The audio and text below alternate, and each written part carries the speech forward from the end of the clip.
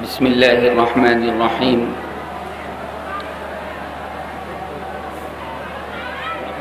الحمد لله الذي هدانا لهذا وما كنا لنهتدي لولا أن هدانا الله وأكمل لنا ديننا وأتم علينا نعمته ورضي لنا الإسلام دينا فلا نعبد ولا نستعين إلا إياه وصلى الله تعالى وسلم وبارك على سيدنا محمد وعلى آله وأصحابه الكرام البررة السباق إلى الإيمان والهجرة وعلى من سلك مسلكهم إلى يوم الدين. أعوذ بالله من الشيطان الرجيم. بسم الله الرحمن الرحيم.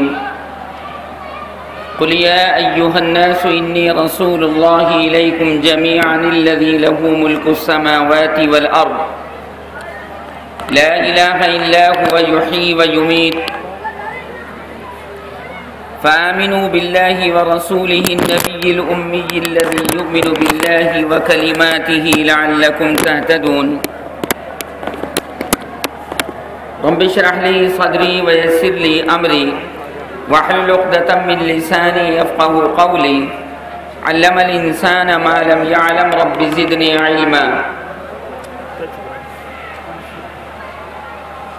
حضرات گرامی، اللہ تبارک و تعالی کی رحمت پروردگار عالم کے غضب پر غالب ہے. پروردگار عالم نے مخلوقات کو پیدا فرما کر اور خاص طور سے انسان کو پیدا فرما کر انتہائی خصوصی مقام انسان کو عنایت فرمایا اور انسان کا سانچہ سب سے اعلیٰ بالا برتر بنایا، احسن بنایا، الیق بنایا، اجود بنایا، اطیب بنایا. اور یہ سب صدقہ ہے جناب محمد الرسول اللہ صلی اللہ علیہ وسلم کی ذات گرامی کا کہ اللہ تبارک و تعالی نے ایک تو کائنات آپ کی وجہ سے پیدا فرمائی، آپ کے وجود باجود کی وجہ سے پروردگار عالم نے تمام یہ آفتاب و ماتاب، نجوم و کواکب، ستارے، آسمان، زمین، تمام درندے، پرندے، چرندے، پیرندے اللہ تبارک و تعالی نے نبی کریم صلی اللہ علیہ وسلم کی شخصیت کبریٰ اور شخصیت عظمیٰ کو اجاگر کرنے کے لیے پیدا فرمائے. پھر حضور اکرم صلی اللہ علیہ وسلم کے واسطے سے، وسیلے سے، آپ کے توسل سے تمام کائنات بنی آدم کا مقام اعلیٰ بالا برتر کر دیا. ایک تو سانچہ بڑا خوبصورت بنایا اور ساتھ میں روحانی اعتبار سے بھی اولاد آدم کا مقام اور مرتبہ بہت بلند فرما دیا. اللہ نے ارشاد فرما دیا ہے وَلَقَدْ كَرَّمْنَا بَنِي آدَمَ وَحَمَلْنَاهُمْ فِي الْبَرِّ وَالْبَحْرِ وَرَزَقْنَاهُمْ مِنَ الطَّيِّبَاتِ وَفَضَّلْنَاهُمْ عَلَى كَثِيرٍ مِّمَّنْ خَلَقْنَا تَفْضِيلًا. یہ اولاد آدم، پھر اولاد آدم میں بھی جو جناب محمد الرسول اللہ صلی اللہ علیہ وسلم کے چاہنے والے ہیں، عشاق ہیں، طرفدار ہیں، ایمان والے ہیں، اسلام والے ہیں، قرآن والے ہیں، جنت کے طالب ہیں، اللہ تبارک و تعالی کی وحدانیت کے علم بردار ہیں، ان کا تو ظاہر ہے کہ مقام دنیا میں بھی اونچا، عالم برزخ میں بھی اونچا اور محشر کے میدان کے اندر بھی اونچا، اعلیٰ بالا برتر. اور ظاہر ہے کہ پروردگار عالم نے اب چونکہ اپنی وحدانیت کو پسند فرمایا اور سچی بات یہ ہے کہ وجود حقیقی تو اللہ تبارک و تعالی ہی کا ہے. جو آدمی وحدانیت کو پسند نہ کرے، یکتائی کو پسند نہ کرے اور اللہ تبارک و تعالی کی ذات گرامی کو لا شریک لہ فی ذاتہ ولا فی صفاتہ، نہ مانے ظاہر سی بات ہے کہ اس انسان کا عزت کے اعتبار سے، تفوق اور بلندی کے اعتبار سے کوئی مقام نہیں۔ ایک تو ذات انسانی کو اعلیٰ بالا برتر کر دیا، اور ساتھ میں اگر کوئی انسان صاحب ایمان اور صاحب اسلام ہے تو اس کے تو کہنے ہی کیا ہے۔ اس لیے فرمایا گیا وَالتِّينِ وَالزَّيْتُونِ وَطُورِ سِينِينَ وَهَذَا الْبَلَدِ الْأَمِينِ لَقَدْ خَلَقْنَا الْإِنسَانَ فِي أَحْسَنِ تَقْوِيمٍ۔ اللہ نے قرآن پاک کے اندر متعدد مقامات پر، متعدد آیات کریمہ کے اندر اس چیز کو اجاگر فرما دیا ہے، اور جو اہم ترین چیز ہوتی ہے پروردگار عالم دنیا کی چیزوں کو ان کو شاہد بنا کر، ان کو گواہ بنا کر پیش کرتا ہے۔ یہاں بھی تخلیق انسانی کے حسن و جمال کے اوپر اللہ تبارک و تعالی نے چند چیزیں بطور شہادت کے پیش فرمائی ہیں، اور وہ چند چیزیں اس بات کو بتلاتی ہیں کہ ان کے اندر جو حسن و خوبی اللہ تبارک و تعالی نے رکھی ہے وہ سب صدقہ ہے جناب محمد الرسول اللہ صلی اللہ علیہ وسلم کی ذات گرامی کا۔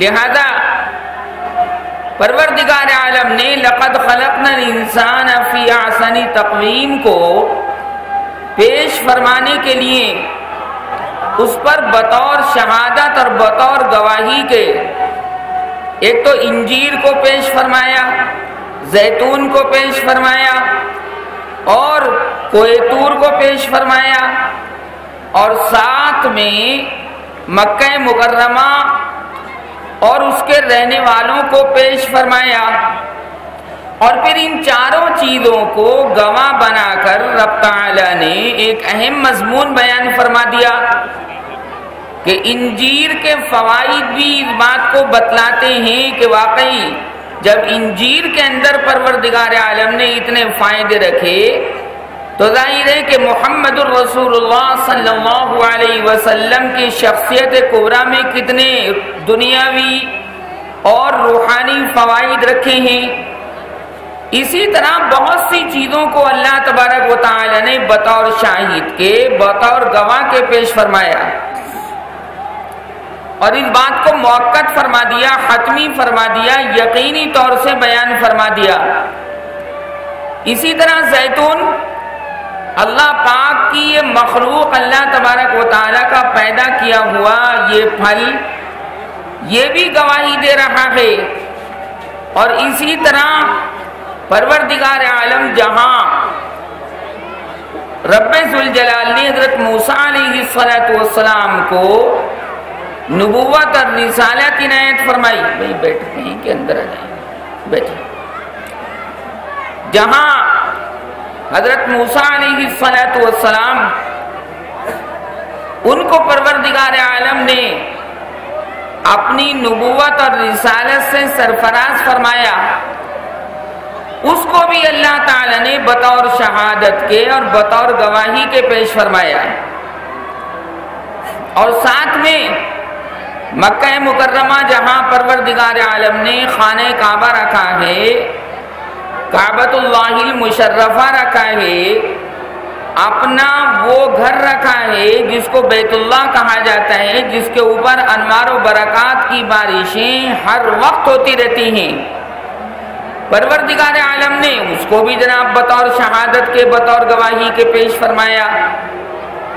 اور اس کے بعد نبی کریم صلی اللہ علیہ وسلم کی تعریف و توصیف پروردگار عالم نے بیان فرمائی۔ یہ رب تعالیٰ کی صفت کلام کا یہ بہت بڑا مظاہرہ ہے۔ قرآن مجید فرقان حمید جب سے نازل ہونا شروع ہوا اور آج تک دنیا کا بڑے سے بڑا فلاسفر، دنیا کا بڑے سے بڑا فلسفی دنیا کا بڑے سے بڑا انسان، دنیا کا وزیر، دنیا کا سفیر، دنیا کا مشیر، دنیا کا بادشاہ اور دنیا کے اندر عظمت اور شرافت رکھنے والا، اپنا ہو یا پرایا ہو، رب تعالیٰ کے اس بھیجے ہوئے کلام کا کوئی مثل پیش نہیں کر سکا۔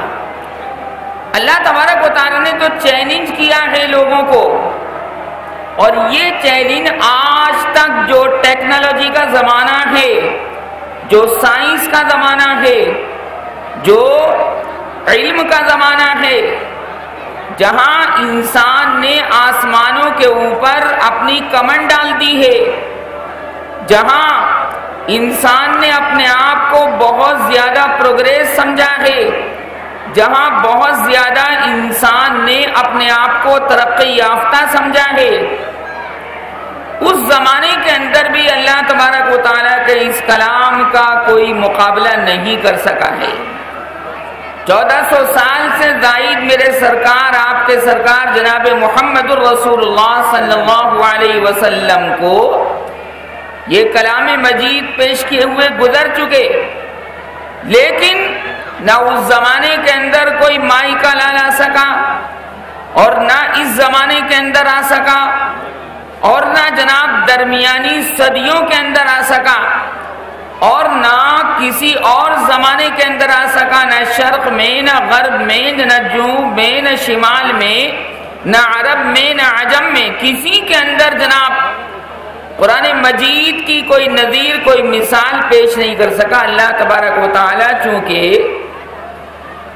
بے نظیر بے مثال ہے، تو اس کی یہ صفت کلام کا نمونہ قرآن مجید فرقان حمید بھی بے نظیر بے مثال ہے۔ وَإِن كُنتُمْ فِي رَيْبٍ مِّمَّا نَزَّلْنَا عَلَىٰ عَبْدِنَا فَأْتُوا بِسُورَةٍ مِّن مِّثْلِهِ وَادْعُوا شُهَدَاءَكُم مِّن دُونِ اللَّهِ إِن كُنتُمْ صَادِقِينَ فَإِن لَّمْ تَفْعَلُوا وَلَن تَفْعَلُوا فَاتَّقُوا النَّارَ الَّتِي وَقُودُهَا النَّاسُ وَالْحِجَارَةُ اُعِدَّتْ لِلْكَافِرِينَ۔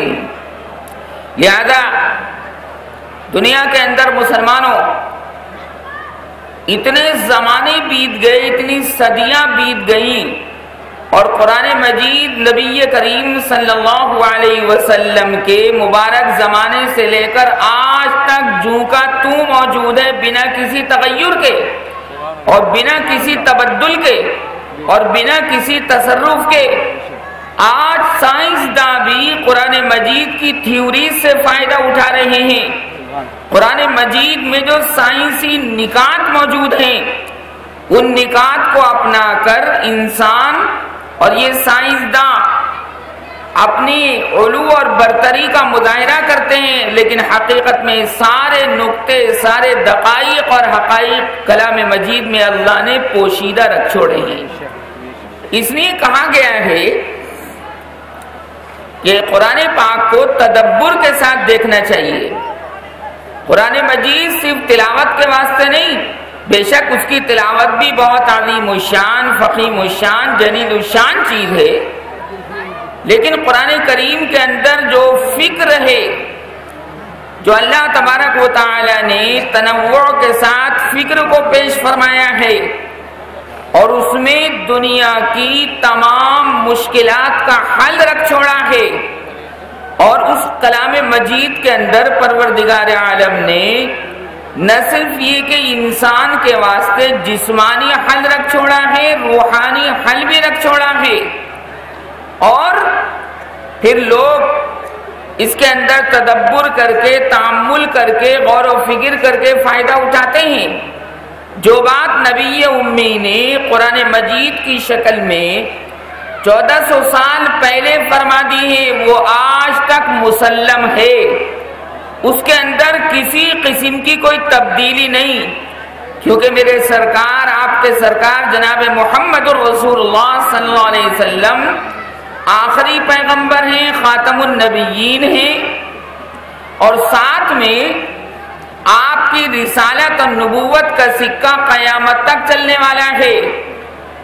اور اگر آپ اس بات کو بغور سماعت فرمائیں کہ دنیا میں بھی آپ کے حسن و جمال کا سکہ ہے، عالم برزخ کے اندر بھی میرے سرکار کی حکومت ہے، اور ساتھ میں عالم حشر کو اللہ تبارک و تعالی قائم فرمائے گا حضور اکرم صلی اللہ علیہ وسلم کے اوصاف حمیدہ اور خصائل حمیدہ کو اجاگر کرنے کے لیے۔ وہ مضمون میں ابھی آپ کے سامنے عرض کرتا ہوں۔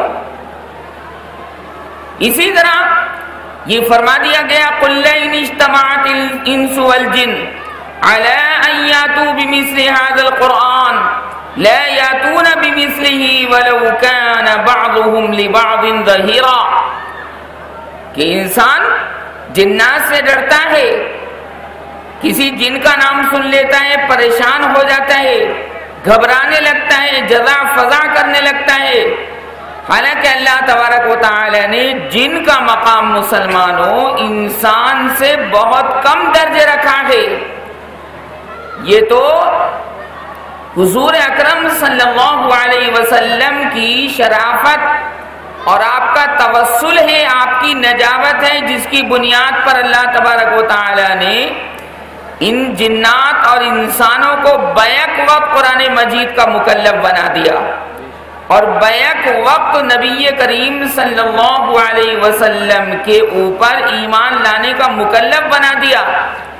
اس لیے فرمایا گیا وَمَا خَلَقْتُ الْجِنَّ وَالْإِنسَ إِلَّا لِيَعْبُدُونَ۔ بیٹھ جاؤ بھائی، بیٹھو۔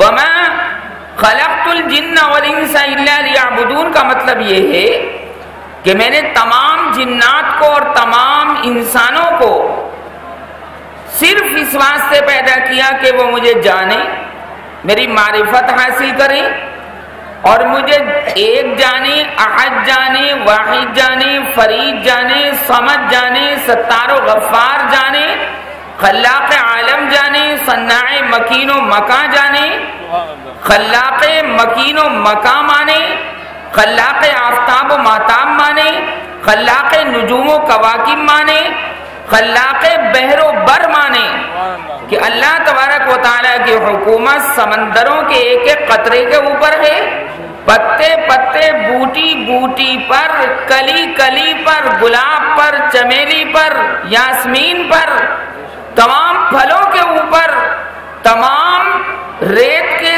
ذرات، باریک باریک ذرات کے اوپر اللہ تبارک و تعالیٰ کی حکومت اور سلطنت قائم ہے۔ قرآن مجید نے تو کہہ دیا انسان اور جنات کو خطاب فرماتے ہوئے کہ اگر تم لوگ یہ چاہو کہ آسمان زمین کے کناروں سے تم نکل جاؤ، اب کیا ہوتا ہے کہ ہم اوپر کو سر اٹھاتے ہیں تو ہمیں آسمان کی چھتری نظر آتی ہے، اور اگر نیچے دیکھتے ہیں تو ہمیں پانی اور زمین نظر آتی ہے۔ اللہ فرماتا ہے کہ اگر تمہارے اندر ہمت ہے، تمہارے اندر طاقت ہے، تمہارے اندر قوت ہے، شکتی ہے، تو تم ذرا آسمان زمین کے کناروں سے باہر نکل کے دکھاؤ، تم نکل نہیں سکتے۔ یا معشر الجن والانس ان استطعتم ان تنفذوا من اقطار السماوات والارض فانفذوا لا تنفذون الا بسلطان فَبِأَيِّ آلَاءِ رَبِّكُمَا تُكَذِّبَانِ سورہ رحمان کے دوسرے رکوع کے اندر یہ آیات مستنیرہ موجود ہیں۔ معلوم یہ ہوا کہ سلطنت اور حکومت پروردگار عالم کے قبضہ قدرت میں ہے، شروع سے ہے، ہمیشہ سے، اور ہمیشہ اسی کی حکومت برقرار رہے گی، کیونکہ نہ اس جیسی طاقت کسی کے اندر ہے، نہ اس جیسی شکتی کسی کے اندر ہے، نہ اس جیسی صفات کسی کے اندر ہے۔ وہ تو لا نظیر لہ فی ذاتہ ولا فی صفاتہ ہے، لیسا کمثلہ شیء اس کی ذات ہے، اس کی ذات سمیع بصیر ہے، اس کا جو ادراک کر لیتا ہے، اس کی جو معرفت اختیار کر لیتا ہے، وہ حقیقت تک پہنچ جاتا ہے۔ دنیا کی بے ثباتی اور دنیا کا زوال اور دنیا کی فنائیت اور دنیا کا مٹ جانا اور دنیا کا ضعف اور دنیا کی نقاہت اس بات کو بتلاتی ہے کہ یہ پروردگار عالم نے عالم جو بنایا ہے اور اس کی مخلوقات جو بنائی ہیں سب کی سب سوئے فنا جا رہی ہیں، اور سب کی سب سوئے زوال جا رہی ہیں۔ لہذا مجھے عرض یہ کرنا ہے آپ حضرات کی خدمت میں کہ رب تعالیٰ نے دونوں کو مکلف بنایا ہے، دونوں کو۔ وَمَا خَلَقْتُ الْجِنَّ وَالْإِنسَ إِلَّا لِيَعْبُدُونَ۔ عام طور سے تو لوگ اس کا ترجمہ یہ سمجھتے ہیں کہ ہم نے جنات اور انسان کو اپنی عبادت کے واسطے پیدا کیا، لیکن عبداللہ ابن عباس رضی اللہ تعالی عنہما نے اس کی ایک عجیب و غریب تفسیر اور بیان فرمائی۔ وَمَا خَلَقْتُ الْجِنَّ وَالْإِنسَ إِلَّا لِيَعْبُدُونَ أي لِيَعْرِفُونَ۔ میں نے اپنی معرفت کے واسطے اور اپنی پہچان کے واسطے اور اپنی ربوبیت کو اجاگر کرنے کے واسطے اور اپنے رب ہونے کے واسطے اور اپنے ستار و غفار ہونے کو بتلانے کے واسطے، اسی طرح واحد و قہار کی صفت ظاہر کرنے کے واسطے ان تمام چیزوں کو پیدا فرما دیا، ورنہ اللہ تعالیٰ اپنے وجود کے اندر مخلوق کے ہونے کا محتاج نہیں ہے۔ یہ بالکل عیاں بات ہے۔ حدیث قدسی کے اندر فرمایا گیا کنتو کنزن مخفین، اللہ فرماتا ہے کنتو کنزن مخفین فاحببت ان اعرف فخلقت الخلق۔ اللہ فرماتا ہے کہ میں تو بھائی پوشیدہ خزانہ تھا، اللہ تبارک و تعالی نے اپنے آپ کو مسلمانوں ایک پوشیدہ خزانے کے ساتھ تشبیہ دی ہے، اور وہ بھی چھپا ہوا، اور آج تک اللہ تبارک و تعالی اپنی ذات کے اعتبار سے ہم سے اور آپ سے چھپا ہوا ہے، ہم سے اور آپ سے وہ مخفی اور مستور ہے۔ ہاں، علماء نے یہ بات ارشاد فرمائی، مفسرین نے یہ بات ارشاد فرمائی، محدثین نے یہ بات ارشاد فرمائی، متکلمین نے یہ بات ارشاد فرمائی، خدام دین، مبلغین، معلمین، مدرسین، سب نے یہ بات ارشاد فرمائی کہ اللہ تبارک و تعالیٰ کی ذات میں غور و فکر نہ کرو، اللہ کی مخلوقات کو دیکھ دیکھ کر اس کی طاقت اور قوت کو مانو۔ اللہ کی ذات میں تو کوئی آدمی غور و فکر کر ہی نہیں سکتا، وہ کیسی ہے، اس کی ذات، اس کی صفات کیسی ہیں۔ منع کیا گیا اللہ کی ذات میں غور نہیں کرنا، اللہ کی مخلوقات میں غور کرنا ہے۔ اس لیے وہاں کہا گیا ان فی خلق السماوات والارض واختلاف اللیل والنہار لآیات لأولی الالباب الذين يذكرون الله قياما وقعودا وعلى جنوبهم ويتفكرون في خلق السماوات والأرض ربنا ما خلقت هذا باطلا سبحانك فقنا عذاب النار۔ مسلمانوں آپ یاد رکھیے کہ دو چیزیں ہیں، ایک فکر ہے، ایک ذکر ہے۔ فکر اور ذکر، ان دونوں چیزوں کا کیا مطلب ہے؟ یعنی پروردگار عالم کی مخلوقات کو دیکھ دیکھ کر اللہ کے اوپر ایمان لانا، پروردگار عالم کی ذات گرامی اور اس کی صفات کو اور اس کی معبودیت کو، اس کے معبود ہونے کو، خدائے برحق ہونے کو ماننا، فکر۔ اور ساتھ میں رب تعالیٰ نے یہ بھی ارشاد فرمایا ارباب عقل و دانش کی صفات بیان کرتے ہوئے، کیا ان فی خلق السماوات والارض واختلاف اللیل والنہار لآیات لأولی الالباب۔ یہ ارباب عقل و دانش سمجھدار لوگ ایسے ہیں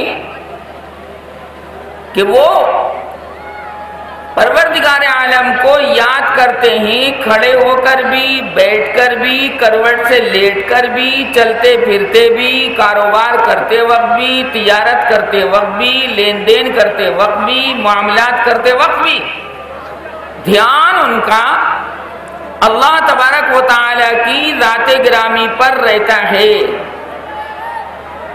جیسے حضور اکرم صلی اللہ علیہ وسلم گفتگو بھی فرما رہے ہیں، صحابہ کو تعلیم بھی دے رہے ہیں، صحابہ کے سامنے اللہ تبارک و تعالیٰ کا کلام بھی پیش فرما رہے ہیں، لیکن آپ کا نورانی قلب متوجہ ہے اللہ تبارک و تعالیٰ کی جانب، اپنے خالق اور مالک کی جانب، اپنے پیدا کرنے والے کی جانب۔ اس لیے فرمایا گیا کہ حضور اکرم صلی اللہ علیہ وسلم ہر آن میں، ہر ساعت میں، ہر لحظے میں، ہر گھڑی کے اندر پروردگار عالم کی یاد رکھتے تھے اور دھیان رکھتے تھے۔ عائشہ صدیقہ رضی اللہ تعالی عنہ ارشاد فرماتی کان یذکر اللہ کل حین، سرکار ہمہ وقت اور بہمہ وجوہ پروردگار عالم کی یاد کے اندر لگے رہتے تھے، دھیان وہی رہتا تھا۔ گفتگو انسانوں سے ہو رہی ہے، جہاد میں حصہ لے رہے ہیں، کفار اور مشرکین کو تبلیغ دین حنیف بھی کر رہے ہیں، اعلاء کلمت اللہ بھی کر رہے ہیں، اور ساتھ میں میرے سرکار، آپ کے سرکار جناب محمد الرسول اللہ صلی اللہ علیہ وسلم پروردگار عالم سے دھیان بھی وابستہ کیے ہوئے ہیں۔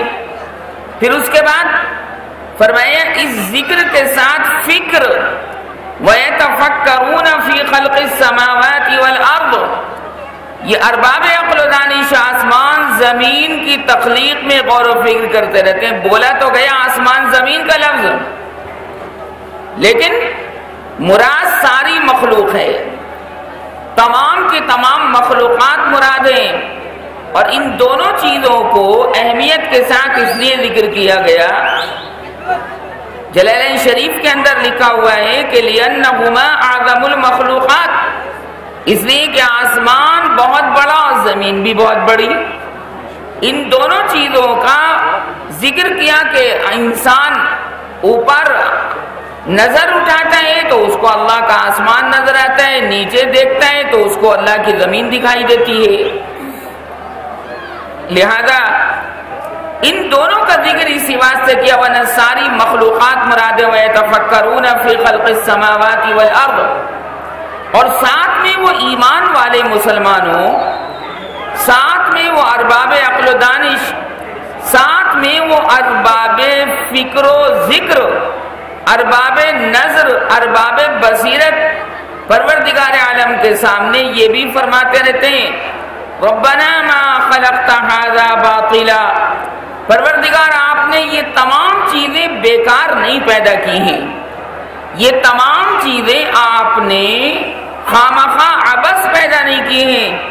اللہ نے تو انسانوں کو یہ مضمون، پروردگار عالم نے بنی آدم کے سامنے یہ مضمون بیان فرمایا، افحسبتم انما خلقناکم عبثا وانکم الینا لا ترجعون، ارے تم یہ کب سے سمجھ بیٹھے کہ ہم نے تم کو خامخواہ پیدا کیا ہے، بے مقصد پیدا کیا ہے؟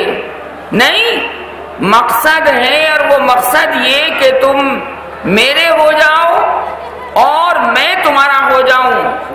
ربوبیت، رب تعالیٰ کی ظاہر اور رب ہونا، پرورش کرنے والا ہونا، قابل حمد و ثنا ہونا، تمام عیبوں سے پاک و صاف ہونا، تمام عیوب سے منزہ اور مبرہ ہونا۔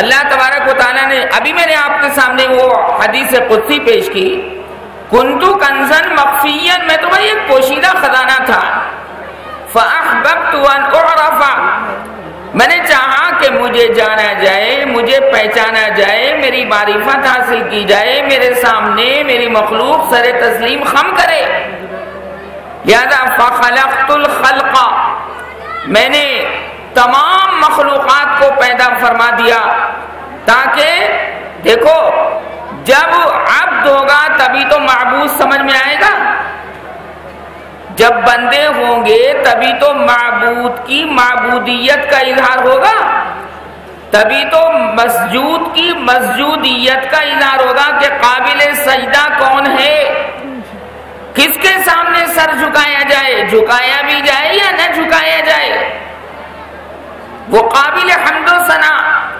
قابل سجود، قابل رکوع، قابل قیام، قابل استدعاء، قابل استمداد، یہ اللہ تبارک و تعالیٰ کی شان ہے. لہذا خالق کی خالقیت پہچاننے کے لیے مخلوق کا ہونا ضروری، تبھی تو اس کی صفت خلاقی ظاہر ہوگی.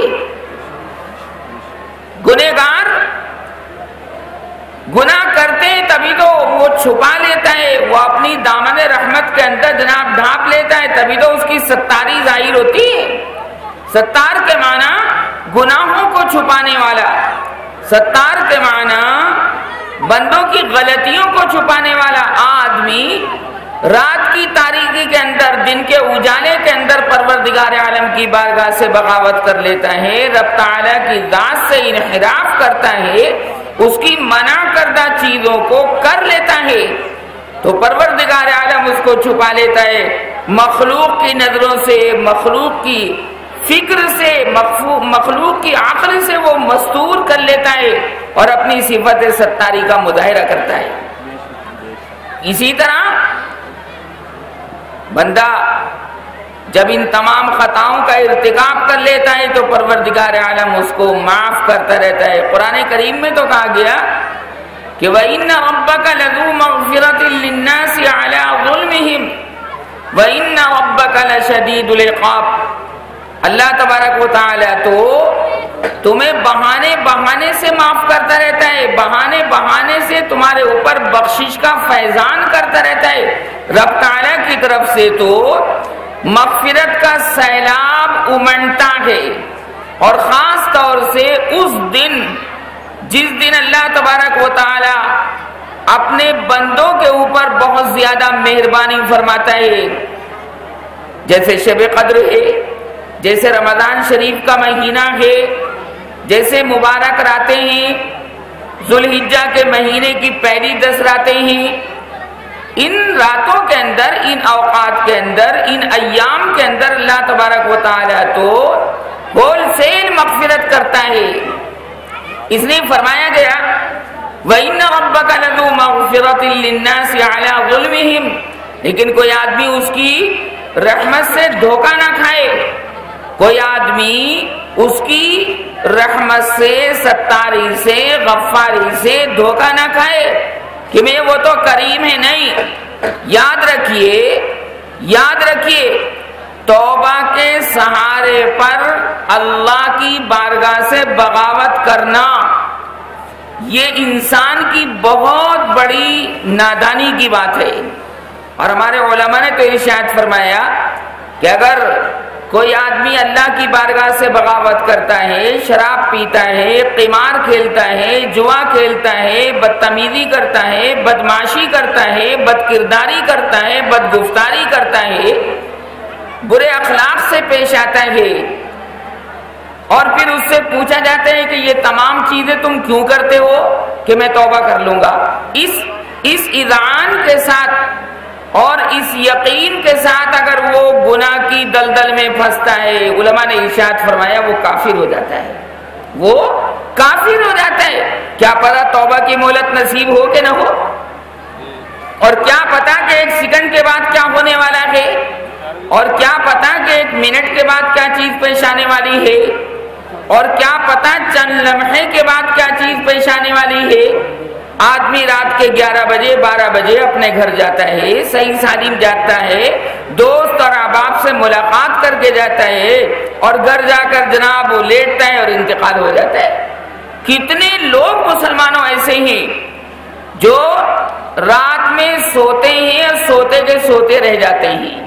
مہلت نہیں، جو کرنا ہے میرے بھائی ابھی کرنا ہے، اس کی بغاوت سے، اس کی ناراضگی سے بچتے ہوئے.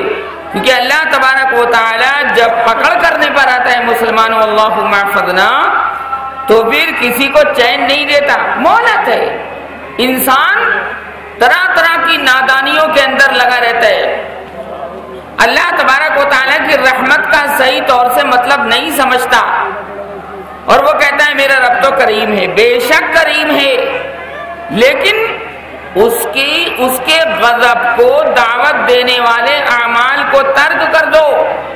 صرف یہ نہیں کہ آدمی چند چیزوں کے اندر اسلام میں پیروی کرے، اسلام کی چند چیزوں میں اطاعت کرے، اسلام کی چند چیزوں میں اتباع کرے. نہیں نہیں نہیں، اللہ پاک نے تو فرمایا قرآن مجید کے دوسرے پارے میں سورہ بقرہ کے اندر یا ایھا الذین آمنوا ادخلوا فی السلم کافہ ولا تتبعوا خطوات الشیطان انہ لکم عدو مبین، ایمان والو اسلام کے اندر پورے داخل ہو جاؤ، تمہارے چہرے مورے سے لگے کہ تم حضور اکرم صلی اللہ علیہ وسلم کے پیروکار ہو، تمہارے ظاہر سے لگے، تمہارے باطن سے لگے، یہی سرکار کے ساتھ محبت کی سب سے بڑی دلیل ہے۔ سبحان اللہ، سبحان اللہ۔ قرآن کریم میں کہا گیا یا ایھا الانسان ما غرک بربک الکریم، اے پگلے انسان،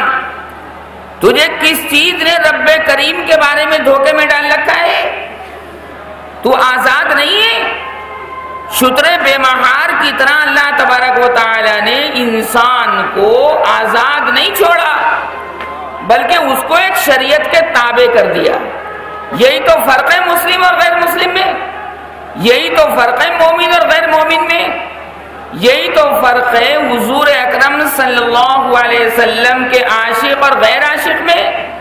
فرمایا نہیں، تیرا سونا، تیرا پینا، تیرا جاگنا، تیرا چلنا، تیرا پھرنا سب میرے محبوب محمد الرسول اللہ صلی اللہ علیہ وسلم کے تابع بنا رہے، تب سمجھیں گے کہ واقعی تو اللہ کے رسول کا عاشق اور مجھ خدا کا عاشق، قرآن کریم کا عاشق، اور ساتھ میں محمد الرسول اللہ صلی اللہ علیہ وسلم کا پرستار ہے۔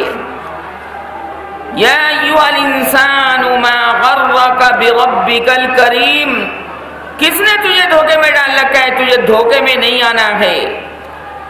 الذی خلقک، ہاں جس نے تجھے وجود بخشا، جس نے تجھے پردہ عدم سے نکال کر من السعی شہود پر جلوہ گر کر دیا۔ کون ہے؟ اللہ تبارک و تعالی الذی خلقک فسواک فعدلک، پھر پروردگار عالم نے تیرے سانچے کو، تیرے اعضاء کو بالکل برابر کر دیا۔ اور برابر کرنے کا مطلب یہ ہے کہ دانا ہاتھ جتنا بڑا ہے اتنا ہی بایاں ہاتھ بھی ہے۔ کتنا برا لگتا اگر دانا ہاتھ ہوتا 2 فٹ کا، 3 فٹ کا، اور بایاں ہوتا 1 فٹ کا، کتنا برا لگتا، بہت برا لگتا، بہت زیادہ کریہ المنظر لگتا۔ فرمایا کہ تیری تمام چیزیں ہم نے برابر کر دی ہیں، بڑھیا کر کے رکھ دیا۔ فرمایا فعدلک، اور پھر تجھے تیری تعدیل کی، یعنی جو عضو، توجہ، جو عضو جہاں فٹ کرنا مناسب تھا اللہ نے وہ عضو وہیں فٹ کر دیا ہے۔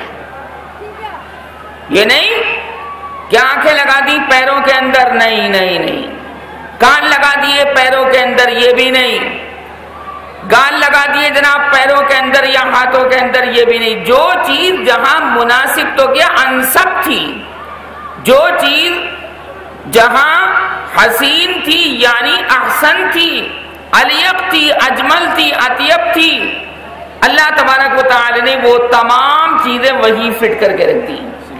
کیا بڑا، کتنا بڑا اللہ نے خود فرمایا ان اللہ جمیل یحب الجمال، اللہ صاحب حسن و جمال ہے اور حسن و جمال کو پسند کرتا ہے۔ اللہ فرماتے ہیں کہ تم اپنا ظاہر بھی بڑھیا کر کے رکھو اور باطن بھی بڑھیا کر کے رکھو۔ یہ نہیں کہا گیا، یہ نہیں کہا گیا کہ پیون کے کپڑے پہنو، یہ تقوی نہیں۔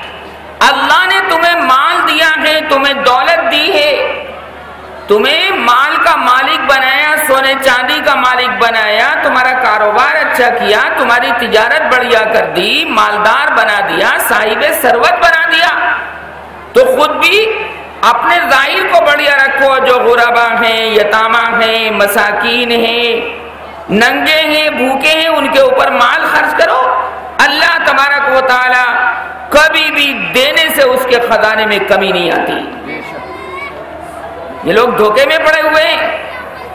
قرآن تو کہتا ہے وَأَمَّا بِنِعْمَةِ رَبِّكَ فَحَدِّثْ، ارے اپنے پروردگار کی نعمت کو ظاہر کرو۔ اللہ نے پیسہ دیا تو اچھے کپڑے پہنو، اللہ نے پیسہ دیا ہے، اچھا پاجامہ پہنو، اچھا تہمت باندھو، اچھے جوتے پہنو، اچھے ساکس پہنو، اچھے موزے پہنو، اپنے آپ کو ہاں فیشن نہ کرو کہ سرکار دو عالم صلی اللہ علیہ وسلم نے جس طرح اپنی آنکھوں کو درست رکھا، اپنے ظاہری جسم کو بڑھیا کر کے رکھا، اس طرح تم بھی رکھو۔ کیوں؟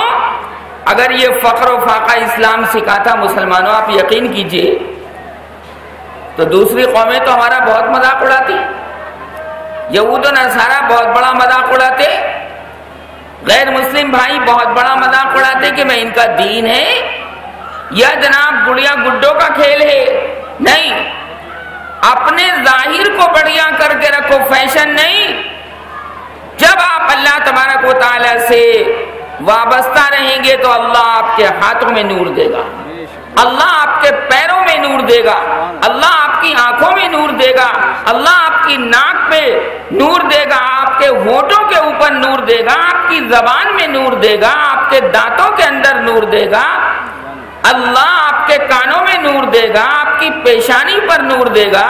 پروردگار عالم تمہاری ہر چیز کے اندر حسن و جمال پیدا کر دے گا، کیونکہ سارے حسن و جمال کے خزانے بتاؤ کس کے قبضے میں ہیں؟ اللہ کے قبضے میں ہے۔ وہ حسن بانٹتا ہے، وہ جمال بانٹتا ہے۔ اس نے حضور اکرم صلی اللہ علیہ وسلم کو جب اتنا بڑھیا بنا دیا تو وہ خود کتنا بڑھیا ہوگا، سبحان اللہ، سبحان اللہ، وہ خود کتنا بڑھیا ہوگا۔ اس لیے پروردگار عالم کے ساتھ وابستہ رہنے سے، 5 وقتہ نماز کی پابندی کرنے سے اور وضو کی پابندی کرنے سے پروردگار عالم انسان کی باڈی کو نورانی بنا دیتا ہے۔ پوچھا گیا حضور اکرم صلی اللہ علیہ وسلم سے، بخاری شریف میں یہ حدیث پاک ہے، پوچھا گیا کہ سرکار قیامت میں آپ ہمیں کیسے پہچانیں گے؟ میدان حشر میں آپ ہمیں کیسے پہچانیں گے؟ ارے وہاں تو تمام متقدمین، تمام متاخرین، تمام مستقدمین، تمام مستاخرین، تمام اگلے لوگ، تمام پچھلے لوگ، حضرت آدم علیہ السلام سے لے کر تمام کائنات انسانی جو قیامت تک دنیا میں آئے گی وہ سب لوگ ہوں گے۔ آپ یقین کرو کوئی بچ کے نہیں جا سکتا۔ اگر آپ یہ سوچیں کہ میں کسی پیڑ کی آڑ میں چھپ جاؤں گا، کسی پہاڑ کی آڑ میں چھپ جاؤں گا، کسی فرشتے کے پیچھے چھپ جاؤں گا، یا کسی دیوار کے پیچھے چھپ جاؤں گا، یا جناب کسی خیمے کے پیچھے چھپ جاؤں گا، یا کسی محل کے پیچھے چھپ جاؤں گا، یہ غلط فہمی ہے، یہ غلط فہمی ہے، یہ مس انڈرسٹینڈنگ ہے۔ آپ یقین کریں، قیامت کس چیز کا نام ہے؟ بتاؤ کس چیز کا نام ہے؟ دنیا کے بکھر جانے کا، دنیا کے فنا ہو جانے کا، دنیا کے زوال کا۔ دنیا اور کائنات جو ہو، جب انسان دنیا سے چلے جائیں گے تو پروردگار عالم ان پہاڑوں کو رکھ کر کرے گا کیا؟ رب تعالی ان ستاروں کو رکھ کر کرے گا کیا؟ یا آفتاب و مہتاب، سورج چاند کو رکھ کر کرے گا کیا؟ کیوں؟ اس لیے کہ یہ تمام چیزیں مسلمانوں رب ذوالجلال نے، رب کائنات نے، رب سمد نے، خلاق زمین و زمان نے، صناع مکین و مکان نے، رب ستار نے، رب غفار نے یہ سب چیزیں پیدا کی ہیں، اور ہم کو ان چیزوں کا مخدوم بنا دیا ہے۔ یہ تمام چیزیں ہماری خادم میں فرما دیا گیا، ان الدنیا خلقت لکم وانکم خلقتم للآخرہ، یہ دنیا اور دنیا کی تمام چیزیں تمہارے واسطے پیدا کی گئی ہیں، تم اللہ کے واسطے پیدا کیے گئے ہو۔ تم کہاں کٹے جا رہے ہو؟ تم کہاں اپنے آپ کو منقطع کر رہے ہو؟ نہیں، وہ تو رحمت اونڈیلنا چاہتا ہے، رحمت کا پیکر تمہیں بنانا چاہتا ہے، رحمت تمہارے اوپر سیلاب کی طرح ڈالنا چاہتا ہے، لیکن تم ہو کہ اس رحمت کو لینے والے نہیں بنتے۔ لہذا یہ تمام چیزیں پروردگار عالم نے انسان کے واسطے پیدا فرمائی، انہی کو اللہ تعالیٰ بے نور کر دے گا۔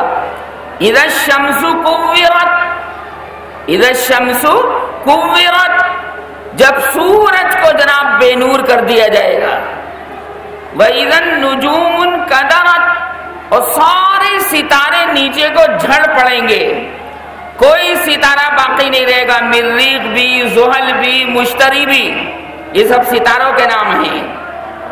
اور اسی طرح یہ آسمان جو ہے یہ بھی پھٹ پڑے گا، اور یہ زمین بھی پھٹ پڑے گی، نیا آسمان پیدا ہوگا اور نئی زمین پیدا ہوگی مسلمانوں۔ اور رب تعالیٰ ان تمام چیزوں کو فنا کر کے پھر میدان حشر کو قائم فرمائے گا۔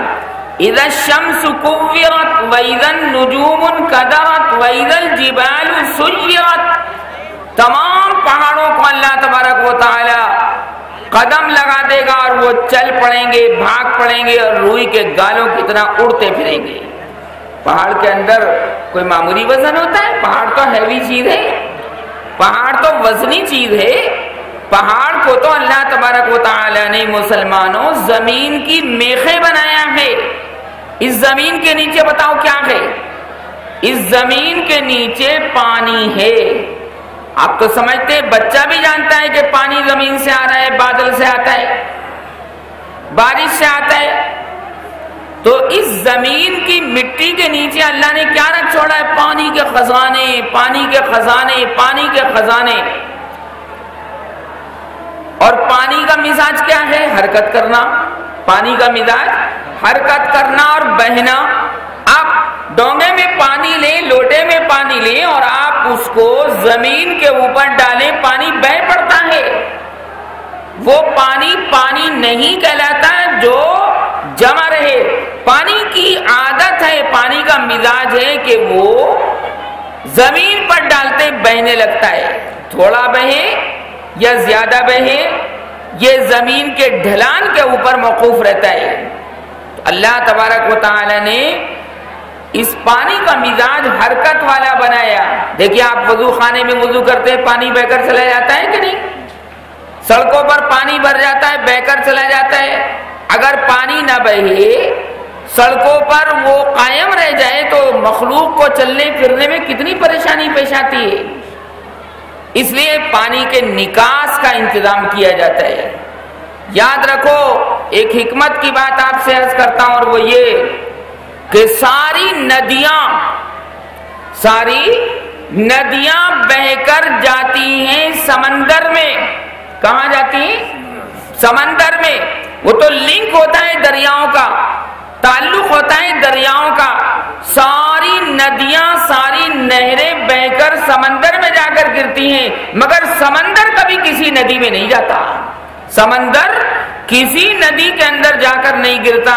ایسے ہی رسالت مآب صلی اللہ علیہ وسلم کی ذات گرامی کہ حضرت موسیٰ کی نبوت ہو تو وہ متعلق ہے میرے سرکار سے، حضرت نوح کی نبوت ہو وہ متعلق ہے محمد الرسول اللہ صلی اللہ علیہ وسلم سے، آدم متعلق ہیں، نوح متعلق ہیں، اسحاق متعلق ہیں، یعقوب متعلق ہیں، یوسف متعلق ہیں، یونس متعلق ہیں، زکریا متعلق ہیں، یحییٰ متعلق ہیں، داؤد متعلق ہیں، اور سلیمان متعلق ہیں، عیسیٰ متعلق ہیں نبی کریم صلی اللہ علیہ وسلم کی ذات گرامی سے۔ لیکن سرکار دو عالم صلی اللہ علیہ وسلم سارے نبیوں نے آپ کے آنے کی بشارت دی، پر حضور نے کسی نبی کے آنے کی بشارت نہیں دی۔ کیوں؟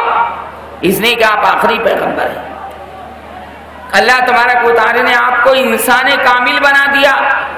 پروردگار عالم نے حضور اکرم صلی اللہ علیہ وسلم کو انسان تام بنا دیا۔ جو خوبیاں ایک انسان کے اندر رب تعالی بھرنا چاہتا تھا، وہ ساری خوبیاں اللہ تبارک و تعالی نے جمع فرما دی محمد الرسول اللہ صلی اللہ علیہ وسلم کی ذات قدسی صفات میں۔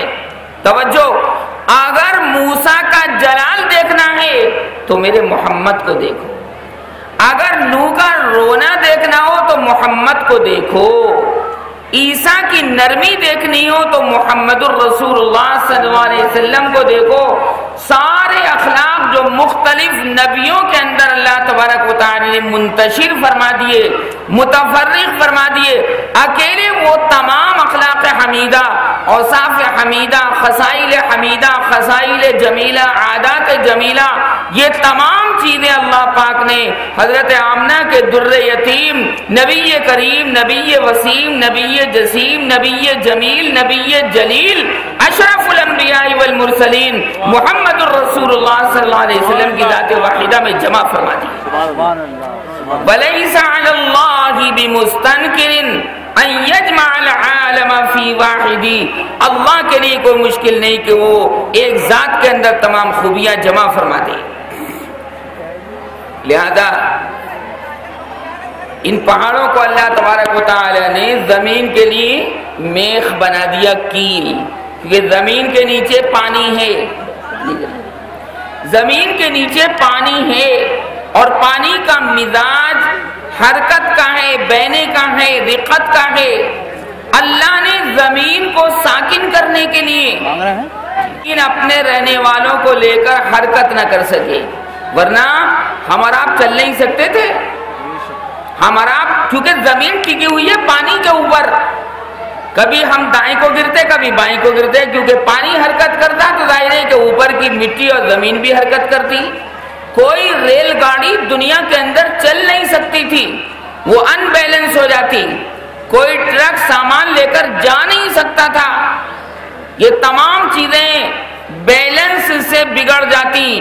اللہ تبارک و تعالی نے ان پہاڑوں کو اس پر قائم فرما دیا تاکہ زمین حرکت نہ کر سکے، آسانی سے جناب انسان چلتا رہے، آسانی سے انسان کے کام ہوتے رہیں، آسانی سے وہ جناب رہ سکے.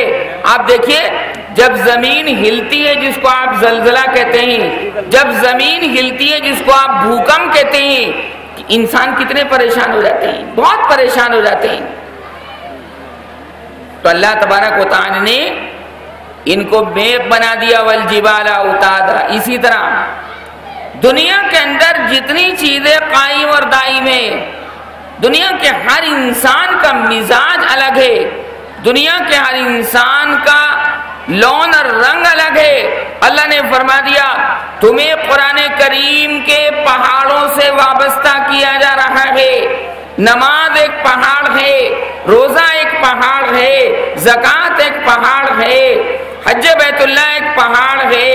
یعنی قانون شریعت ہر ایک پہاڑ ہے، کیونکہ شریعت کا قانون انسان کے نفس کے اوپر گراں اور بھاری ہے. انسان نہیں چاہتا کہ وہ مقید ہو کر رہے. اللہ تبارک و تعالی نے انسان کو شریعت کے دائرے کے اندر قید کر دیا اور فرمایا جیسے ہم چاہیے ویسے چلو گے تو کامیابی اور کامرانی تمہیں ملے گی، ورنہ کامیابی اور کامرانی تم سے کوسوں دور چلی جائے گی. کیونکہ ہم نے ساری کامیابیاں پیروں میں ڈال دی ہیں نبی کریم صلی اللہ علیہ وسلم کے، حضور اکرم صلی اللہ علیہ وسلم کے عاشقوں کے ساتھ وابستہ کر رکھی ہیں، جو عشق رسول اپنے اندر رکھتے ہیں، جو محمد صلی اللہ علیہ وسلم کے ساتھ بے انتہا محبت کرنے والے ہیں، ان کی یاد میں مست رہنے والے ہیں، ان کے لیے نعتیہ اشعار پڑھتے ہیں، ان کے لیے درود و سلام کے گلدستے پیش کرتے ہیں، ان کے لیے ہم وقت جان دینے کے لیے اور مال دینے کے لیے تیار رہتے ہیں. اللہ پاک نے ایسے انسانوں کو سرفراز فرما دیا. سبحان اللہ. لہذا یہ سب چیزیں کیا ہیں؟ قرآن کریم میں تو کہا گیا کہ بھئی ہم نے کہا پہاڑوں سے کہا ہے کہ یہ قرآن تم لے لو، انکار کر دیا، نہ ہمارے بس کی بات نہیں. اللہ نے آسمانوں سے فرمایا کہ تم اس قرآن کو اٹھا لو، آسمانوں نے انکار کر دیا کہ یہ تو بہت بھاری ہے. اللہ تبارک و تعالی نے زمین کے اوپر یہ قرآن پیش فرمایا کہ تو لے لے، اس نے بھی انکار کر دیا. قرآن ناطق ہے، قرآن گواہ ہے، قرآن پکار کر کہہ رہا ہے اِنَّا عَرَضْنَا الْأَمَانَةَ عَلَى السَّمَاوَاتِ وَالْأَرْضِ وَالْجِبَالِ فَأَبَيْنَ أَن يَحْمِلْنَهَا وَأَشْفَقْنَ مِنْهَا وَحَمَلَهَا الْإِنسَانُ إِنَّهُ كَانَ ظَلُومًا جَهُولًا۔ ہم نے پیش کیا، سب نے اس کو یعنی امانت قرآن کو اٹھانے سے انکار کر دیا۔ انسان ایسا تھا، باری آئی محمد الرسول اللہ صلی اللہ علیہ وسلم کی، باری آئی میرے محبوب پیغمبر کی، باری آئی میرے پیارے پیغمبر کی، باری آئی فرما روائے عرب کی، باری آئی شاہ عرب و عجم کی، باری آئی فوز و فلاح پانے والے محمد الرسول اللہ صلی اللہ علیہ وسلم کی کہ یہ قرآن بھاری بھرکم ہے، اے محمد تم لینا چاہتے ہو؟ محمد کی روح نے فوراً اقرار کر لیا کہ پروردگار اس قرآن کو میں اٹھا سکتا ہوں اور میری امت اٹھا سکتی ہے۔ یہ قرآن میں ہے، اِنَّا عَرَضْنَا الْأَمَانَةَ عَلَى السَّمَاوَاتِ وَالْأَرْضِ وَالْجِبَالِ فَأَبَيْنَ أَن يَحْمِلْنَهَا وَأَشْفَقْنَ مِنْهَا وَحَمَلَهَا الْإِنسَانُ إِنَّهُ كَانَ ظَلُومًا جَهُولًا۔ لہذا حضور اکرم صلی اللہ علیہ وسلم کے قلب اطہر پر جب یہ قرآن مجید اترنا شروع ہوا تو قرآن کریم کے اترنے سے پہلے آپ صرف محمد تھے۔ کیا تھے؟ صرف محمد تھے۔ قرآن کی ابتدائی 5 آیتیں نازل ہو گئیں تو محمد سے محمد الرسول اللہ بن گئے۔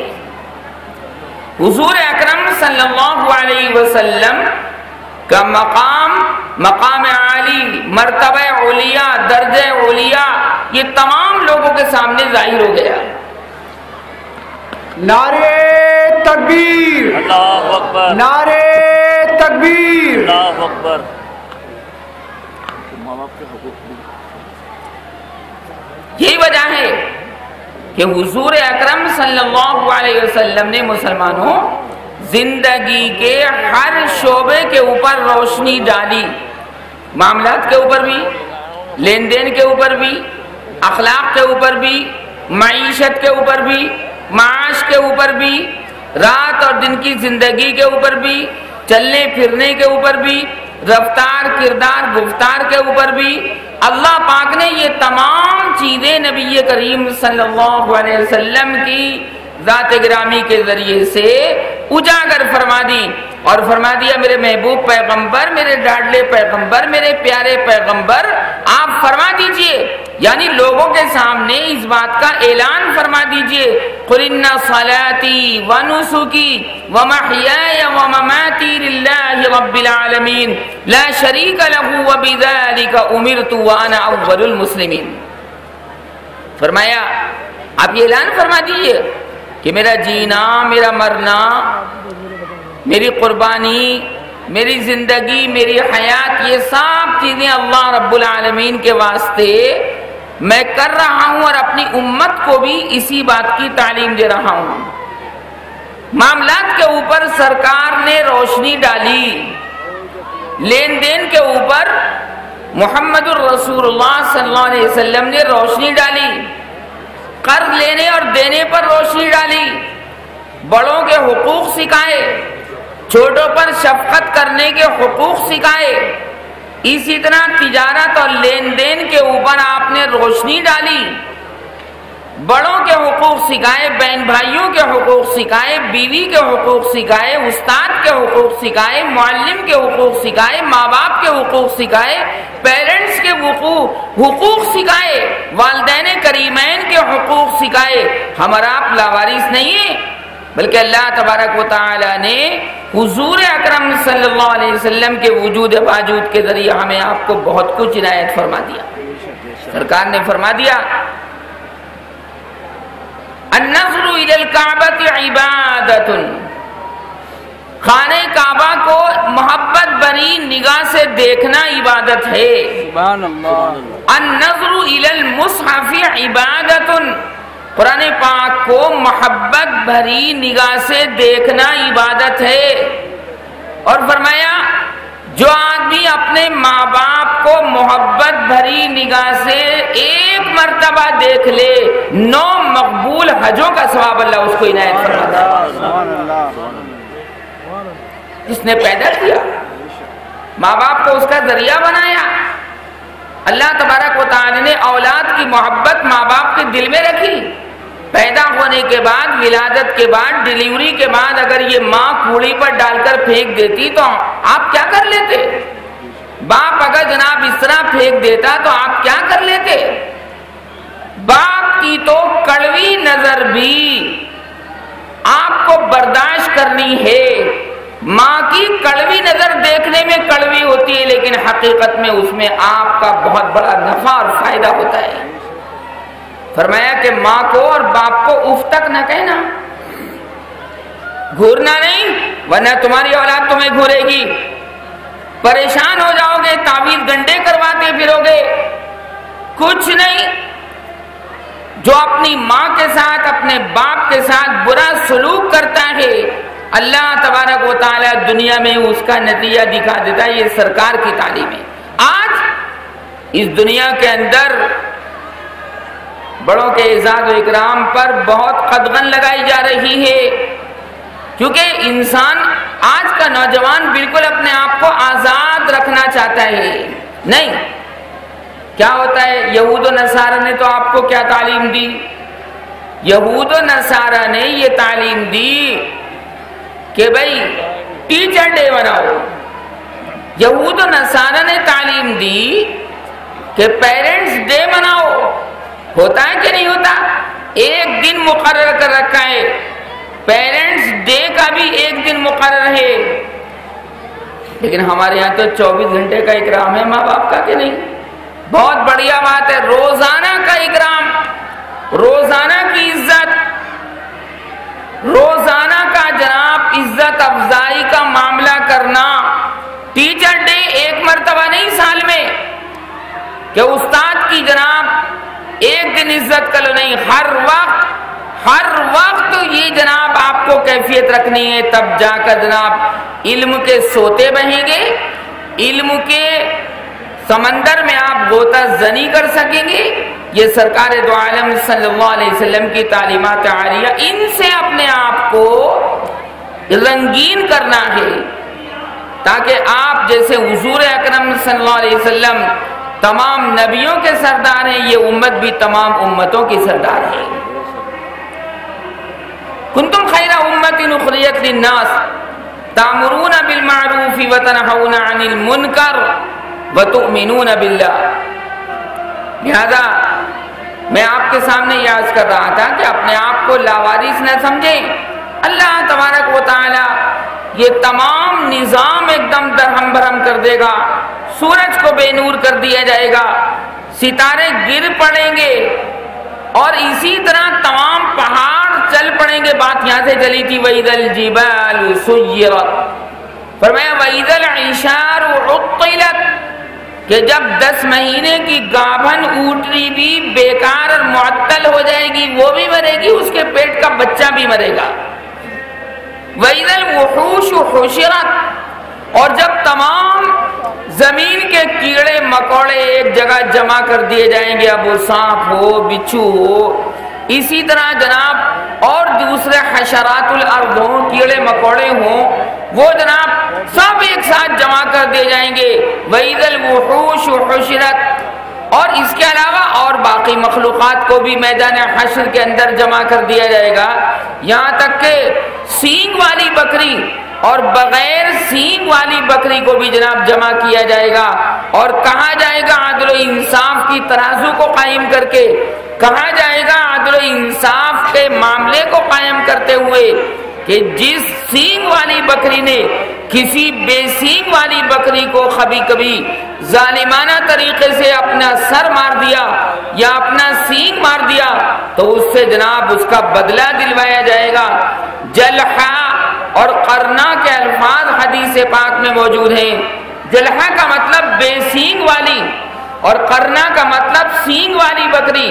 کل قیامت میں جب یہ کفار، فجار، فساق، دشمنان اسلام، دشمنان قرآن، دشمنان پیغمبر، دشمنان رسول اور دشمنان وحدانیت الہی جب جانوروں اور درندوں پرندوں کے اندر یہ انصاف ہوتا ہوا دیکھے گا تو وہ کہے گا کہ ہائے میں نے کیا کیا، ہائے میں نے کیا کیا۔ اور اپنی دنیاوی زندگانی جو بہت بڑی نعمت اللہ تبارک و تعالی نے ہمیں عنایت فرمائی تھی اس کو بیکار کر دیا، اس کے لمحے لمحے کو ہم نے ضائع کر دیا۔ مسلمانوں یاد رکھو یہ ہماری آپ کی زندگی ہمارے لیے بہت بڑی نعمت ہے، اس کے ایک ایک لمحے کو اگر کوئی ضائع کرے گا تو بے انتہا نقصان اٹھائے گا۔ تو وہ جب یہ دیکھے گا کہ بھیا بے سینگ والی بکری کو بھی جناب انصاف دلوایا جا رہا ہے، اور پھر انصاف دلانے کے بعد سارے جانوروں کو، درندوں کو، پرندوں کو، پرندوں کو پروردگار عالم مٹی بنا دے گا، اور اس دشمنان اسلام کے لیے جہنم کی آگ کو مقرر کر دیا جائے گا، اور کہا جائے گا کہ اب اس جہنم کی آگ میں تجھے داخل ہونا ہے۔ نرگ کہتے ہیں نا اس کو ہندی میں، نرگ، سورگ نہیں، جنت نہیں، بلکہ یہ کیونکہ اس نے بغاوت کی تھی اللہ تبارک و تعالی سے، یہ نکل گیا تھا پروردگار عالم کی فرما برداری کرنے کے دائرے سے، جیسے ابلیس نکل گیا، جیسے شیطان نکل گیا، جیسے اللہ تبارک و تعالی کے حکم سے طاغوتی طاقتیں نکل جاتی ہیں۔ فرمایا گیا یہ ابلیس کا خاصہ ہے، یہ شیطان کا خاصہ ہے۔ وَإِذْ قَالَ رَبُّكَ لِلْمَلَائِكَةِ اسْجُدُوا، یہ کیا ہے؟ اس نے انکار کر دیا، لہذا انکار کر دینے کی بنیاد پر اللہ تبارک و تعالیٰ کی رحمت کی بارگاہ سے یہ دھتکار دیا گیا۔ اس لیے تو آپ پڑھتے ہیں اعوذ باللہ من الشیطان الرجیم، شیطان، اس کے بعد الرجیم پڑھتے ہیں، الرجیم کے معنی دھتکارا ہوا، نکالا ہوا، اللہ نے اپنی رحمت سے اس کو نکال دیا۔ آپ دیکھ لیجئے اولاد کے اندر بھی، اولاد میں جو اولاد لڑکا لڑکی کہنا مانتے ہیں اپنے باپ کا، اپنی ماں کا، خود بخود پیار ہونے لگتا ہے، خود بخود توجہ ہونے لگتی ہے۔ جو شاگرد زیادہ کہنا ماننے والا ہوتا ہے اسے استاد کو خود بخود جناب محبت ہونے لگتی ہے، وہ محبت کے ساتھ اس کے ساتھ سلوک کرتا ہے۔ اللہ تبارک و تعالی نے بھی جناب یہی معاملہ فرمایا۔ تو جب یہ کافر یہ دیکھے گا کہ جناب سینگ والی بکری اور بے سینگ والی بکری کے درمیان انصاف کر رہا ہے اللہ تبارک و تعالی، اور تمام چیزوں کو پھر مٹی بنا رہا ہے، تو وہ کہے گا کہ ہائے، وَيَقُولُ الْكَافِرُ يَا لَيْتَنِي كُنْتُ تُرَابًا، اس وقت یہ کافر کہے گا کہ کاش میں بھی مٹی بنا دیا جاتا، لیکن انسان کی یہ تمنا پوری نہیں ہوگی۔ اور اس وقت یہ کہے گا یا ویلتا لیتنی لم اتخذ فلانا خلیلا، ہائے میری کمبختی، اے کاش میں فلاں کو اپنا دوست نہ بناتا، اے کاش میں فلاں کو اپنی محبت کے اندر نہ رکھتا، اس کو اپنے دل میں جگہ نہ دیتا، اے کاش میں اس برے دوست سے مرنے سے پہلے کنارہ کشی کر لیتا۔ یا ویلتا لیتنی لم اتخذ فلانا خلیلا، قرآن میں ہی 19ویں پارے کے پہلے رکوع میں یا ویلتا لیتنی لم اتخذ فلانا خلیلا لقد اضلنی عن الذکر، اس برے دوست نے مجھے اللہ کی یاد سے بھٹکا دیا۔ اس لیے تو علماء نے ارشاد فرمایا، مشائخ نے ارشاد فرمایا کہ اگر کسی کے بارے میں یہ جانچنا ہے کہ یہ آدمی اچھا ہے یا برا ہے، اس کے دوستوں کو دیکھو، کس کے پاس وہ اٹھنا بیٹھنا ہے اور کس کے پاس اس کی نشست و برخاست ہے، کس کے پاس وہ وقت گزار رہا ہے، کس کے پاس جناب وہ کھانا کھا رہا ہے، کس کے ساتھ وہ سفر کر رہا ہے اور کس کے ساتھ وہ پانی پی رہا ہے، اس کی سوسائٹی کیا ہے، اس کی مجالست کس کے پاس ہے، وہ کن لوگوں کو اپنا ہم نشین بنا چکا ہے۔ یہ سوسائٹی یا احباب یا ہم پیالہ ہم نوارہ لوگ جب دکھائی دیں گے تو انسان، عقل مند انسان یہ جان لیتا ہے کہ یہ انسان اچھا ہے یا برا ہے۔ اس نے فرمایا، میرے سرکار نے محمد الرسول اللہ صلی اللہ علیہ وسلم نے ارشاد فرمایا، تو جس سے چاہے دوستی کر، تو جس سے چاہے دوستی کر، لیکن ایک دن سن لے تیرے درمیان اور تیرے دوست کے درمیان جدائی ہونے والی ہے، دیکھ لے کہ کون بڑھیا ہے۔ فَلْيَنْظُرْ أَحَدُكُمْ مَنْ يُخَالِلُ، ہر ایک کو غور کر لینا چاہیے کہ وہ کس کے ساتھ ہم نشینی اختیار کر رہا ہے۔ یا ویلتا لیتنی لم اتخذ فلانا خلیلا، لہذا مجھے عرض کیا کرنا ہے کہ میرے سرکار محمد الرسول اللہ صلی اللہ علیہ وسلم نے ان تمام گوشوں کے اوپر قرآن کے سمندر کے چھپے ہوئے موتی نکال کر دے اور پبلک کو اس قرآن پاک سے جوڑے۔ یہ خاص ڈیوٹی رہی ہے نبی کریم صلی اللہ علیہ وسلم کی۔ اس لیے میں نے جو آپ کے سامنے خطبے کے بعد آیت کریمہ پڑھی تھی، اس کے اندر بھی یہی مضمون اجاگر کیا گیا اور اعلان کروا دیا گیا، قُلْ يَا أَيُّهَا النَّاسُ إِنِّي رَسُولُ اللَّهِ إِلَيْكُمْ جَمِيعًا، اے پیغمبر آپ فرما دیجئے، آپ اعلان عام فرما دیجئے، کیا اے لوگو، یہ نہیں فرمایا اے ایمان والو، فرمایا یا کویت کے ہو، عرب کے ہو، عجم کے ہو، انڈونیشیا کے ہو، ملیشیا کے ہو، کہیں کے بھی رہنے والے ہو، گاؤں کے ہو، دیہات کے ہو، شہر کے ہو، کسی بھی رنگ کے ہو، کالے ہو، گورے ہو، سفید ہو، چکنے ہو، لمبے ہو، تم سب کی طرف اللہ تبارک و تعالی نے مجھے پیغمبر بنا کر بھیجا۔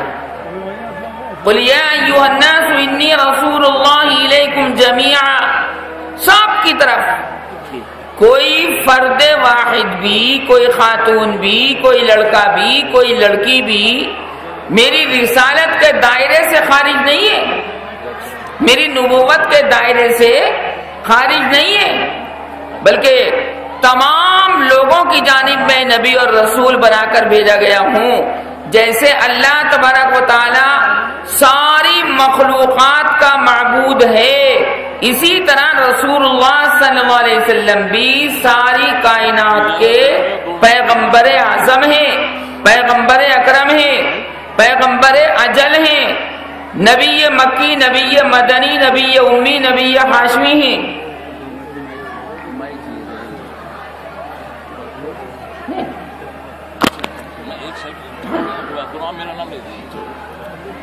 چنانچہ اللہ تبارک و تعالی نے یہ اعلان عام کروا دیا، قُلْ يَا أَيُّهَا النَّاسُ إِنِّي رَسُولُ اللَّهِ إِلَيْكُمْ جَمِيعًا الَّذِي لَهُ مُلْكُ السَّمَاوَاتِ وَالْأَرْضِ، اور اپنی صفات بھی ساتھ ساتھ بیان فرما دیا۔ لیجیے حاجی جی کچھ بات فرمائیں گے آپ سے۔ تبارک و تعالی نے تمام لوگوں کی جانب یہ رسول اللہ صلی اللہ علیہ وسلم کو پیغمبر اعظم بنا کر بھیج دیا، اور پھر اپنی صفت بیان کی، الذی لہ ملک السماوات والارض، ایسا اللہ جس نے محمد صلی اللہ علیہ وسلم کو نبی اور رسول بنا کر بھیجا، وہ ہے کہ جس کے لیے تمام آسمانوں کی بادشاہت ہے اور تمام زمینوں کی بادشاہت ہے۔ فرمایا یحیی و یمیت، وہی حیات بخشتا ہے اور وہی زندگی عطا کرتا ہے اور ساتھ میں وہی موت دیتا ہے۔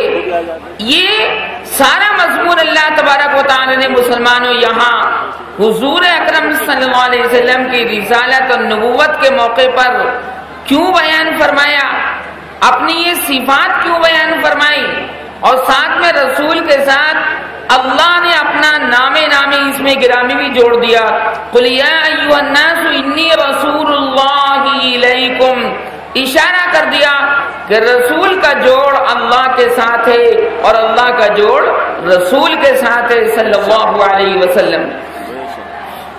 اس لیے یہ بات ارشاد فرما دی، قُلْ يَا أَيُّهَا النَّاسُ إِنِّي رَسُولُ اللَّهِ إِلَيْكُمْ جَمِيعًا، اور جميعا سے اشارہ کر دیا کہ پروردگار عالم نے اس پیغمبر عظیم کو جو بھیجا ہے، کوئی فرد واحد اس کی نبوت اور رسالت سے خارج نہیں ہے۔ قُلْ يَا أَيُّهَا النَّاسُ إِنِّي رَسُولُ اللَّهِ إِلَيْكُمْ جَمِيعًا، یعنی پرانے زمانے کے انبیاء سابقین خاص علاقوں کے لیے، خاص زمانے کے لیے اور خاص امت کے لیے اور خاص لوگوں کے واسطے نبی اور رسول بنا کر بھیجے جاتے تھے، لیکن رسول اللہ صلی اللہ علیہ وسلم نے مسلمانوں یہ اعلان عام کر دیا اللہ تبارک و تعالیٰ کی جانب سے کہ میں کل کائنات انسانیت کا نبی اور رسول ہوں، بلکہ نبیوں کا نبی اور رسولوں کا رسول اور خاتم النبیین ہوں، جیسے کلام مجید میں فرما دیا گیا۔ کیا فرمایا گیا؟ ما كان محمد ابا احد من رجالكم ولكن رسول الله وخاتم النبيين۔ ان سے کیا دعا میں شریک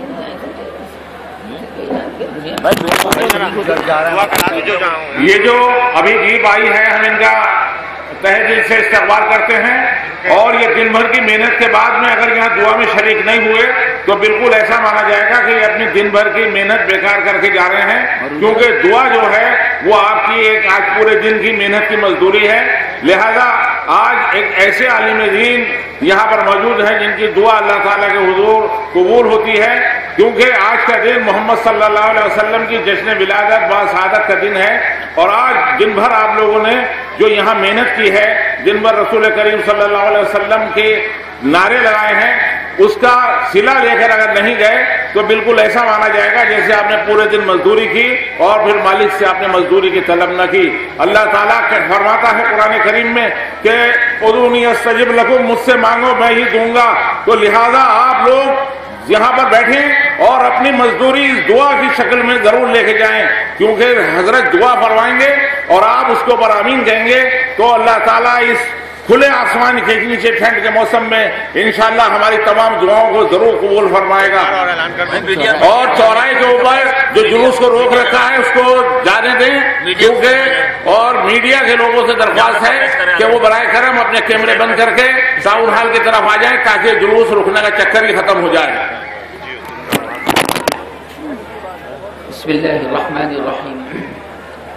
فرمایا الذی لہ ملک السماوات والارض، جس کے لیے آسمانوں کی بادشاہت اور زمین کی بادشاہت ہے۔ یہاں اللہ پاک نے اشارہ فرما دیا کہ جس طرح میری ذات تمام مخلوقات کی معبود ہے، اسی طرح رسول اللہ صلی اللہ علیہ وسلم بھی ساری کائنات کے رسول اور پیغمبر ہیں، آخری پیغمبر، تمام کمالات کے حامل، تمام کمالات جلیلہ اور جمیلہ کے حامل ہیں نبی کریم صلی اللہ علیہ وسلم۔ اپنے بھی تعریف کرتے ہیں اور دوسرے لوگ بھی تعریف کرتے ہیں۔ ما كان محمد ابا احد من رجالكم ولكن رسول الله وخاتم النبيين وكان الله بكل شيء عليما۔ لہذا جو آدمی اس بادشاہت والے خدا سے جڑے گا اس کو بھی اللہ بادشاہت عنایت فرما دے گا، اور جو رسول اللہ صلی اللہ علیہ وسلم کے ساتھ وابستگی اختیار کرے گا اللہ پاک اس کو بھی تفوق علمی، تفوق مالی اور تفوق کل شے پروردگار عالم اس کو عنایت فرما دے گا۔